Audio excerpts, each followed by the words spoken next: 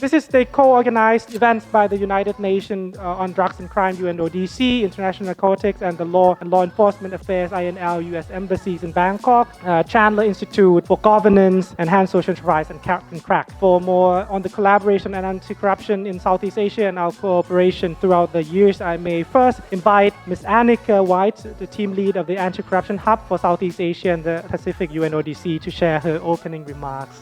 Welcome. So the Southeast Asian, Anti-Corruption Network was created then on the 9th of December last year. Symbolic because we also celebrated 20 years of the UN Convention Against Corruption. And here, looking at, of course, the international standard is key because also some of the issues that you have here in this region are not just linked to you, and I think it's important as we go forwards to see what other expertise can we draw from around the world. Here I'd say that this network is so key. We brought together governments predominantly from across our region in Southeast Asia, and we invited non-state actors, and it was very well received. This was kind of the first of it because normally governments work with governments and not always open in our region to listening to other views. We also need more knowledge, we need more research, and more anti-corruption innovations that really get at the heart of the big picture of what we're trying to do. As Erica summarized, anti-corruption efforts really are so foundational to not only the foreign policy agenda of the United States, but of so many of our partner governments and countries that are represented here today. And it's something that this issue set really is at the heart of eroding so many of the things that we are trying to do together. We don't just have conferences and roundtables for nothing. So even for open data, we publish with a purpose, but we want to do it maybe in connection with procurement and how we can also link with the other journalist network.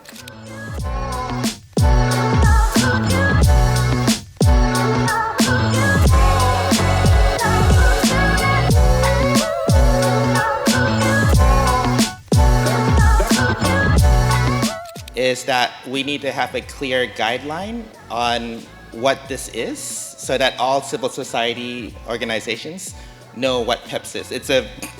We know what it is because we're in an anti-corruption space, but if we're working with, let's say, a media organization or something, we need to be very clear on all these different things, and then they will also bring to their table their expertise in some of these definitions. So if we had this clear guideline as a generic thing for all of us, that's the first step, which I didn't touch on yesterday as well, is that for the technical implementers, there's a different set of problems that we have.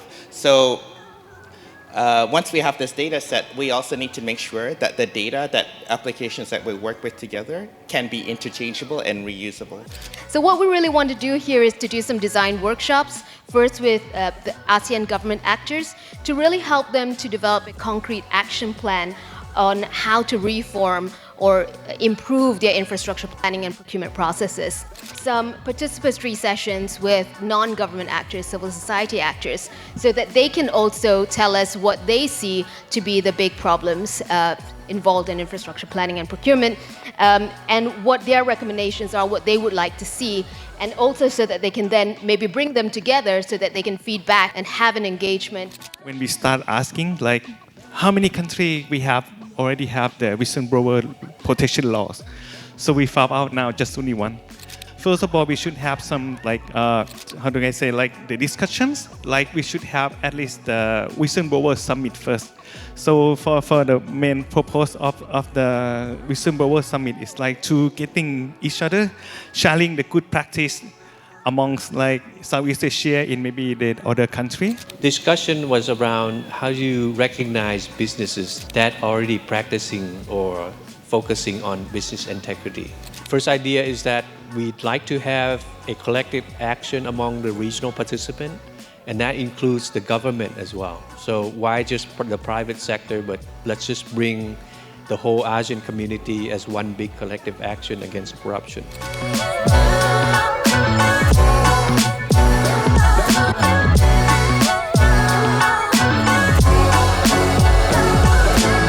We hope that if not sooner, next year we'll have something like this again, like a conference day where you learn new ideas, discuss. Thank you.